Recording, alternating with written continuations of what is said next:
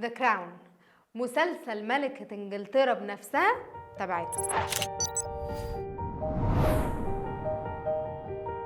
المسلسل ده بيحكي قصة حياة الملكة إليزابيث الثانية، وتكلفة المسلسل ده كانت رهيبة لدرجة إن تكلفة الجزء الأول بس كانت 130 مليون دولار. والغريب إن مؤلف المسلسل بيتر مورغمان مش ده العمل الوحيد ليه عن الملكة إليزابيث، ده عمل فيلم اسمه ذا كوين وعرض مسرحي اسمه ذا أودينس، والاتنين كانوا بيتكلموا عن الملكة إليزابيث. ومن الواضح بقى إن الملكة إليزابيث كانت ملهمته. المسلسل عرض الشكل الإنساني اللي مش متشاف قوي في حياة الملكة إليزابيث، وكان جايب الحقائق التاريخية كلها بشكل دقيق جدا. وفي نفس الوقت دخلنا العالم بتاع قصر بيكنغهام ودخلنا العيلة المالكة. والمؤلف بيتر مورغمان عرف يعمل خلطة سحرية بين الحقيقة التاريخية والخيال. واتنشر على موقع انسايدر من مصدر رفيع المستوى ان الملكة إليزابيث كانت بتحب تتفرج على المسلسل، وكانت كمان بتحس بالحنين للتوقيت ده غير ان بعض المواقع التانية قالت ان الجمهور الامريكي مش بس استفاد من الناحية الدرامية، لا ده استفاد كمان من الناحية التاريخية، وعرف حاجات وسياسات في اوقات مختلفة، زي مثلا حادثة أبريفن اللي كان ضحيتها 116 طفل. ولكن عشان المسلسل متعلق بأحداث تاريخية، ودايما الأحداث التاريخية بيبقى ليها وجهات نظر، حصل شيء غريب في الجزء الخامس. حصلت انتقادات للمسلسل، لكن أهمهم اللي اتنشر في الجارديان، اتنشر أخبار عن استياء الأسرة المالكة، وقالوا إن اللي بيحصل في المسلسل ده ما يصحش أبدا. واللي سرب الأخبار دي برضو مصدر رفيع المستوى، ورد عليه صناع المسلسل إن معلش فترة التسعينات دي كانت صعبة قوي. الحقيقة إن شكل الأزياء وأماكن التصوير كانت مميزة جدا، وبينت قد ايه ميزانيه المسلسل كانت ضخمه. وقالت مصممه الازياء ميتشيلا كليبتون ان فستان زفاف الملكه اليزابيث